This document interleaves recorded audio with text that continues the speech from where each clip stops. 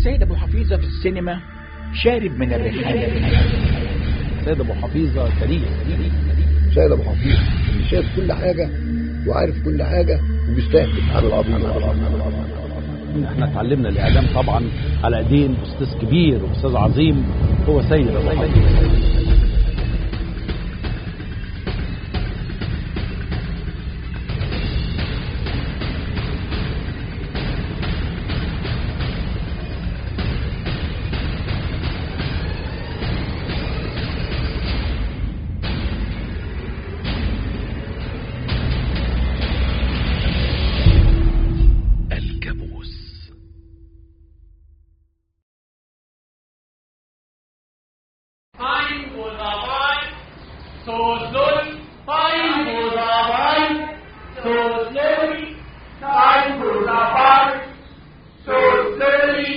الاختلاف، المشوار الحقيقي مش بيتقاس بطوله لكن بعدد المحطات فيه والموقف اللي بناخده.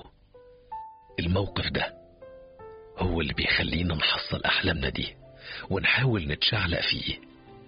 عشان كده مواقف أبو حفيظة ظهرت في مراهقته، خاصة في مرحلة تحديد المصير سنة 79 الثانوية العامة. فجأة أنا أعدي والعربية سريعة والعربية خبطت. طب ما نخلي بالنا نمشي بالراحة. عدي العربية وخبطها أنت من ورا، مش هي اللي تخبطها. 79 مدرسة القومية العربية الثانوية المشتركة بنين. كنت دايما بسأل نفسي هو مقصود ان كلمة الثانوية تيجي بعد كلمة العربية على اساس انها حاجة مش اساسية؟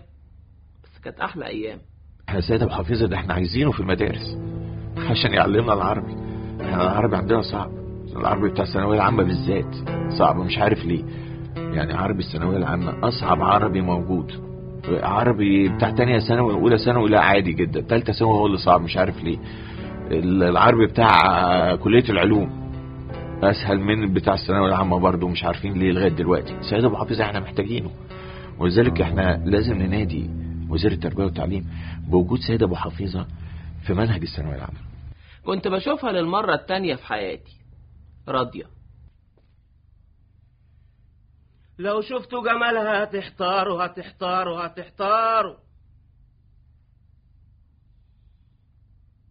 بعد العبور المجيد اللي حققه سيد من سور مدرسته لسور مدرسة الموالسة وتحطيم سورها وارتباطه بمحبوبته وملهمته والشخصية الأكثر تأثيرا في حياته، قدر سيد يرفع راسه لأول مرة من وقت طويل. ده المصري أبو دم خفيف، الحلنجي اللي محدش يعرف يضحك عليه، اللي يوديك البحر ويجيبك عطشان وهو مبتسم وفاهم كل حاجة، عارف إبليس مخبي ابنه فين. كمان ما بيتحددش، يعني تيجي تحدده ما يتحددش، تيجي تثبته ما يتثبتش، تيجي تكلمه وما يردش، ما تفهمش، يعني تبقى مش عارف تمسكه ازاي. يعني حقيقي حد فوق مستوى التصور، فوق مستوى التقييم، فوق اي حاجة.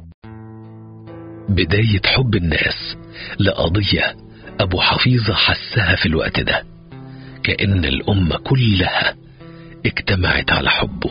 هو تسلسل الزمن، راجل عظيم، هو بنالنا ماضينا وبيأثر في حاضرنا وبيبني لنا مستقبلنا.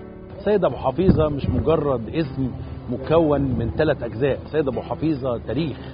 لما تيجي تتكلم على الإعلاميين في العالم العربي كلهم يقفوا جميعا ويشوفوا كيف يتحدث سيد أبو حفيظة، كيف يعني خصلة سيد أبو حفيظة دي ما بتنزل على عينيه بيزاحها ازاي. يعني ازاحة الخصلة نفسها بالنسبة لسيد أبو حفيظة دي ازاحة عالمية.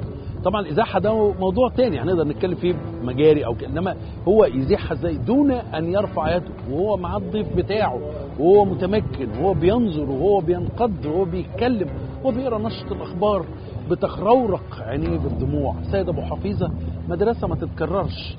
في كم سيد أبو حفيظة في العالم العربي؟ مفيش، هو أصل واحد ومجموعة أشباه. عندما ظهر سيد أبو حفيظة السوق اتبدر، ناس بتحاول تقلد سيد أبو حفيظة، لكن مين يقدر يوصل للمستوى ده؟ صعب جدا أن يوصف سيد أبو حفيظة في كلمتين، ولكن يعني إذا كان ضروري أن الواحد يقول كلمتين عن سيد أبو حفيظة يقول أنه رجل لا يتكرر. هو كيان مستقل. سيد ابو حفيظه كيان عظيم ومستقل، ما حدش يقدر يتعامل معاه. يعني هو انت عمرك شفت ان حد بيتعامل مع سيد ابو حفيظه بطريقه عاديه؟ لا، الناس كلها جنبه. يعني هو زي عامل زي ايه، زي كده برج القاهره، والناس التانيين كلهم عاملين زي العشش. ابو حفيظه لما حكى لي عن اللي حصل بعدها في احد الجلسات، يعني حسيت اني بشوفها قدامي. ما كانش في حد ممكن تسأله عن اللي حصل الا ويستنكر ويشجب ويتضايق. بقى ينفع بعد ما يشدوا السلسلة من صدر راضية وتقوم المعارك دي كلها يجي الولد بتاع المدرسة الامريكاني ويقترح يعملوا قعدة عرفي عشان يصطلحوا؟ ده جنون.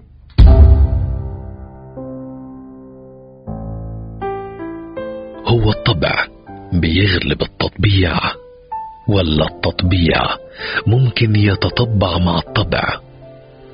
بالطبع أبو حفيظة ما قدرش يلاقي حل لطبيعة السؤال ده، وطبعا تغلب عليها وقتها بطبع عدد من المطبوعات اللي بيندد فيها بالتطبيع.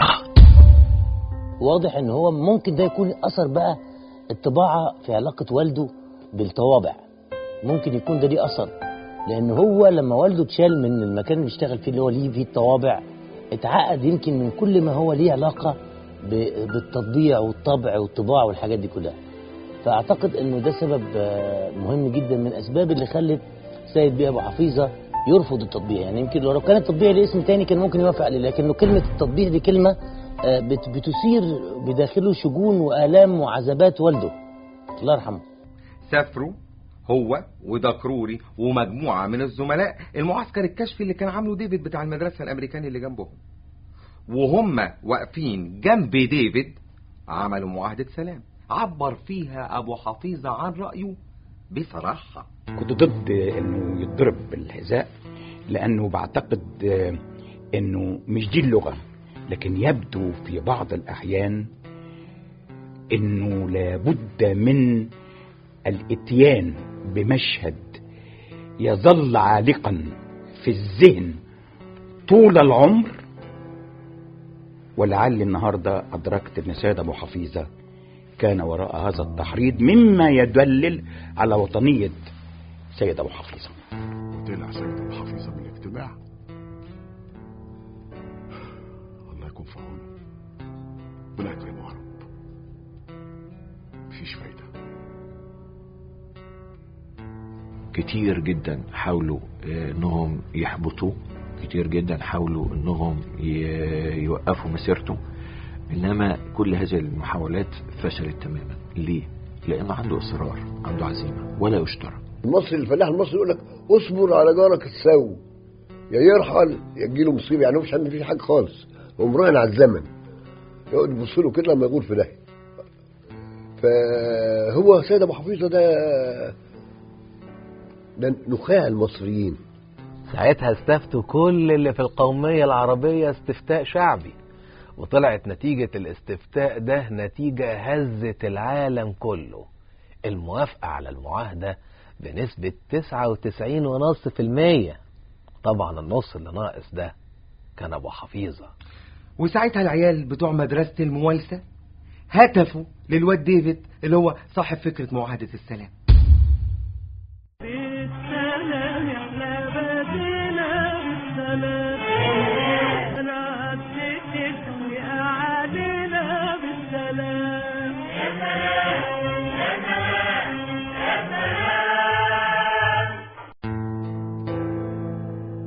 السلام انك تحس انك قادر تطمن على اللي بتحبهم. علشان كده ابو حفيظة كان رافض اللي بيحصل، لان محبوبته بسبب تكرار المضايقات سابت مدرستها وقالت له سلام. وقتها ما كنتش معترض على الوقوف جنب ديفيد لمجرد الاعتراض، انا كنت عايز ولسه عايز لحد دلوقتي ابقى مطمن عليها بعد ما رجعت لها الدلاية اللي فيها صورة ابوها، مش مجرد سلام والسلام. لا لا لا لا لا، الحاجات دي انا رافضها تماما وضدها. يعني الموضوع ده انا اتعرض عليا لقيت انه مش مناسب. دي ممتازة،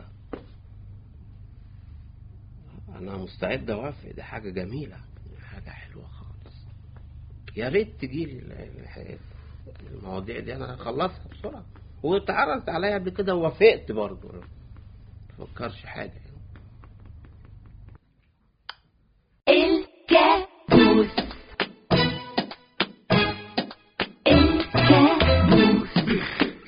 يما الكابوس مصري وجدع جدا، عارفينه اصلا عن جدا، لا حلته مال ولا فلوس، وفي حب مصر بلده مهووس. الكابوس يما الكابوس لا له في خيار ولا فاقوس، عارف في ايه جوه النفوس، وحالف لا يدي دروس، بس اما يقوم من ده الكابوس. الكابوس